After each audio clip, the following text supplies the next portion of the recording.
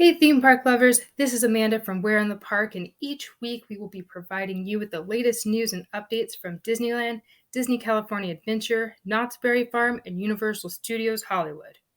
So, as you may have heard, each park had their 4th of July parties last weekend, and we visited all four parks to check out how they celebrate this special holiday. We posted videos of the Universal and Knott's fireworks earlier this week, along with maps of where we were standing to view the fireworks, tips for where not to stand, and some photos of the festivities throughout the parks. So if you missed it, be sure to check those posts out if you have a moment. It was a great experience to view the fireworks at Universal and Knott's for the very first time. No one puts on a display quite like Disney, but it was still a ton of fun.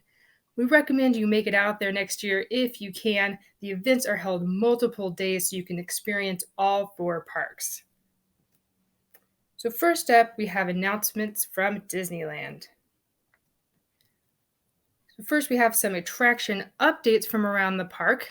We have the Finding Nemo Submarine Voyage, which is scheduled to reopen on July 25th. I took this photo the other day and it looks amazing. The water is crystal clear and I cannot wait to go below the surface and see all of the enhancements they've made to the ride. As for Tarzan's Treehouse, it is still closed and has not yet been announced when this will reopen, but we do continue to see progress on the construction efforts. So as we learn more details about the updates, we'll definitely let you know.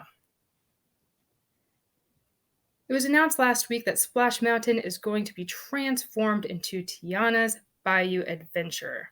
Now, from what we've gathered about the attraction, the ride is going to pick up where the movie left off and is served to be a continuation of the story. So we'll see a ton of familiar characters and be introduced to some new ones in this adventure. Now, Disney Parks Blogs has a great article and multiple videos of the extensive research that's done to bring as much of New Orleans into the design and storytelling of the new ride. We'll post a link to the article in the description below, so be sure to check it out. As of today, we are not sure when the last day of Splash Mountain will be. We do know that Disney World is getting the same makeover, and we have learned that the project will take about 12 to 18 months to complete. We also know that the new version is set to open in late 2024, meaning that the close date should be between mid to late 2023. So be sure to write it before that date. Now, experts are suggesting that additional details about the attraction and the official last day of the classic original will be announced during D23 in September. Where in the Park will be in attendance all 3 days of D23, so make sure you stay tuned in for all the latest details from the park. So we want to hear your thoughts about these renovations. I personally am excited to see how the Imagineers are able to take something as iconic as Splash Mountain and give it a completely new feel and attitude while using the latest technology to bring this story to life. But I have heard some people on social media that are really upset by these changes and want to see the original intact. So what are your thoughts? Let us know in the comments. Just next door is the Haunted Mansion, which will receive its annual holiday overlay starting August 15th and will reopen September 1st, 2022. I love that they are able to convert everything over so quickly for us to enjoy. And every year we are excited to see what fantastic gingerbread awaits us in the dining room. So if you've never been, the dining room has this ginormous gingerbread that has a lot of moving parts, and each year is completely different. So that's my favorite part of the holiday overlay. So I'm really, really excited about that. But which version of the mansion do you prefer? Do you prefer the original or the holiday overlay? Let us know. I love both personally. Now we move across the Esplanade to Disney California Adventure. We learned that this year's Oogie Boogie Bash sold out in less than a week, which is pretty on par from years past. The dates of the event are September 2nd to October 31st. And we were able to get our tickets for September 10th. So if you're unable to attend, we've got you covered. Definitely check out our page for videos and reviews of this year's event. And we're also working on our costumes, and we cannot wait to share them with you once we have everything together. Can you guess what our costumes are going to be? I'm so curious on your guesses. We will be providing hints as we get closer and start to build our costumes, but let us know what your guesses are below, or we'll post it in separate posts as well. If you were able to snag your tickets in time, congratulations. Definitely let us know what dates you're going, and if you are dressing up as well. We would love to see your photos leading up to and during the event. Starting August 1st, the Redwood Creek Challenge Trail will be closed. We can expect that this is due to the Villains Grove overlay for the Oogie Boogie Bash. It's unknown at this time when the trail will be back open. However, we do know from years past that the trail remains open during the day while the Oogie Boogie Bash is going on at night. So we are expecting that this hiatus will only be a few weeks. Monsters Inc. Mike and Sully to the Rescue will be getting a refurb starting on August 15th. Disney has not announced what enhancements will be made or when it will be reopened. As soon as we hear any news, we'll be sure to pass this along. Next, we travel a few minutes up the 591 to Knott's Berry Farm, and boy, do we have a lot to talk about. So immediately after the conclusion of the 4th of July celebrations, yellow construction walls went up in the Fiesta Village, surrounding Casa California, including the arcade, the stage, and Papa Loca.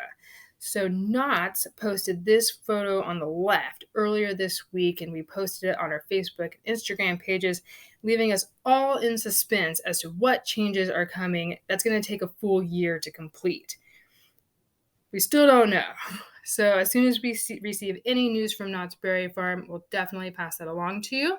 On the right, we've gone ahead and taken the map and drawn out the area that's undergoing construction right now. So that's this box in yellow here. All of the pathways will remain open except for the archway between the arcade and the gift shop. So that little archway between the two number 3s in the map.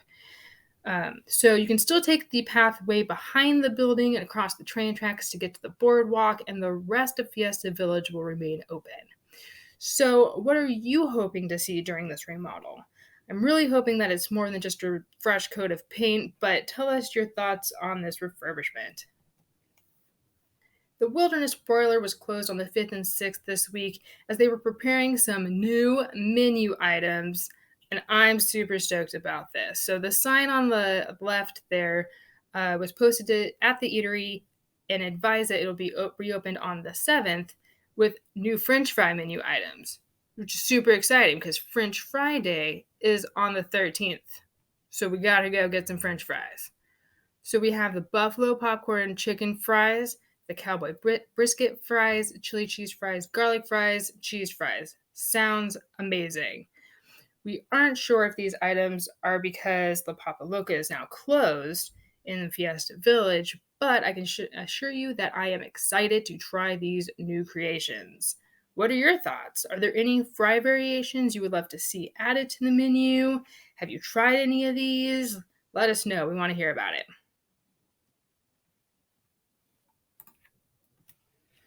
The Shop Pizzeria has been doing soft openings all week, but is officially set to open today, July 8th, and we cannot wait to try these new eats. We have a few slides dedicated to this new eatery because there's just so much to talk about here. So let's get into it. So here's where the new eatery is located. It's in the black box there on the map. It's across from the Wheeler Dealer bumper cars and next to the Walter Knott Theater, which is number 9 there. The restrooms that are on the map in the square are now moved behind the factory store, as indicated by this arrow here. So the restaurant and the bathrooms, they are in a 20s era style decor, which is perfect for this themed area. Let's take a look at the building itself. Oh my gosh. Isn't this fabulous? I love the job that they did. It looks beautiful. There's a ton of seating on the other side of the building. some of which is covered by that overhang of the theater. So it's really nice to get some shaded areas. Not a whole lot of shaded seating throughout the entire park. So this is going to be a nice spot. Here's what it looks inside. As you can see, it looks really clean and open.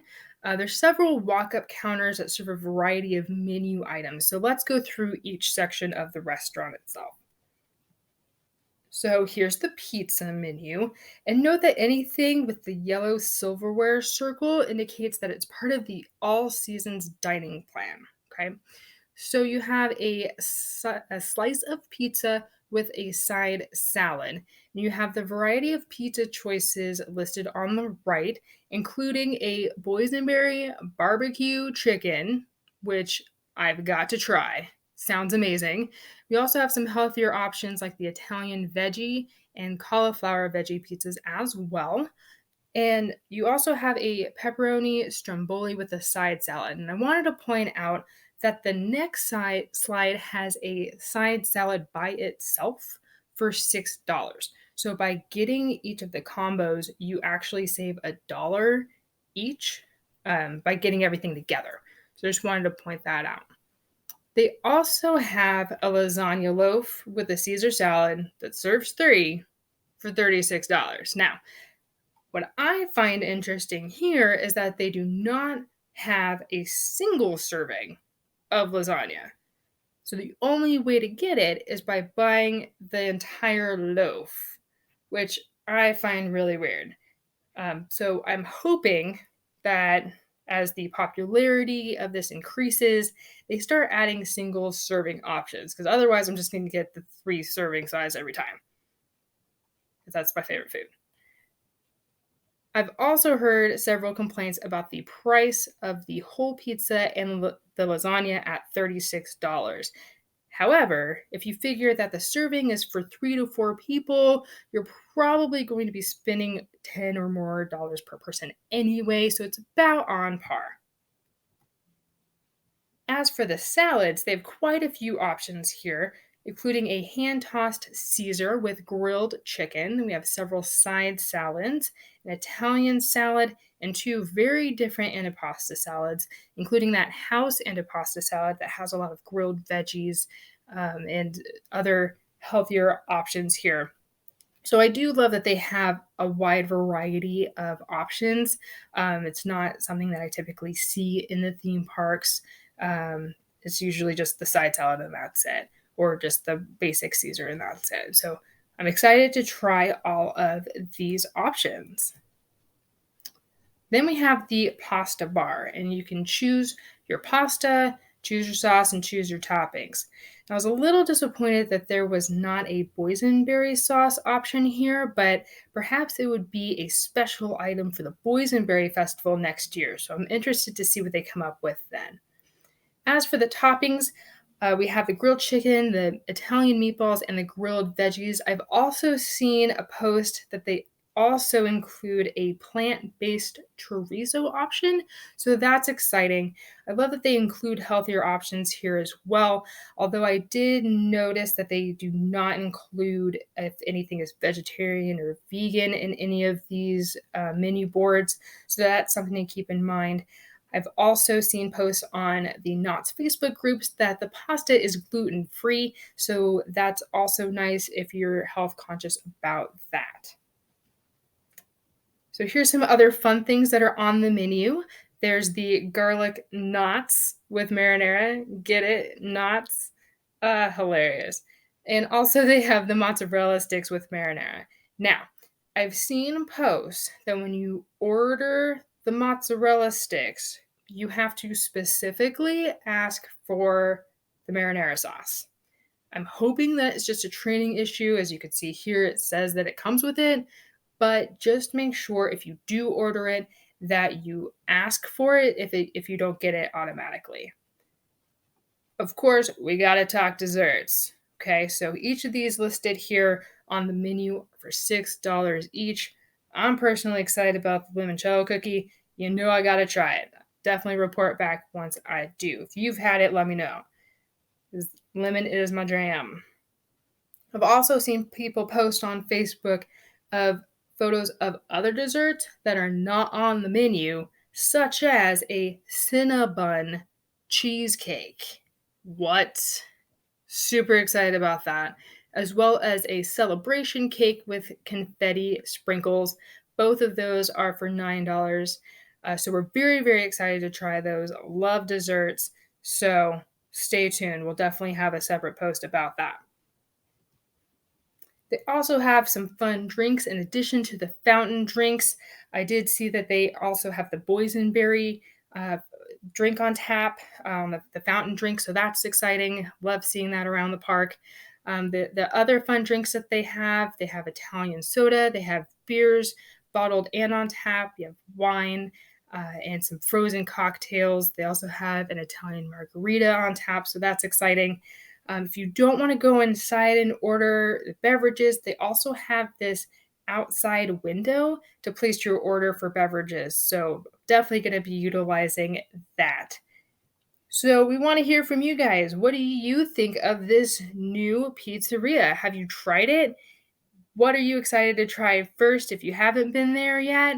Be sure to post your photos and reviews of what you tried, if you liked it or not. We want to hear about it. All right, just a reminder, the Ghost Town Alive and Summer Nights continues until September 5th. Still plenty of time to enjoy the music and fun eats and drinks all summer long. We have the tasting card there. Lots to do, eat and drink. So we went the other day and it was a ton of fun. Love all the live music.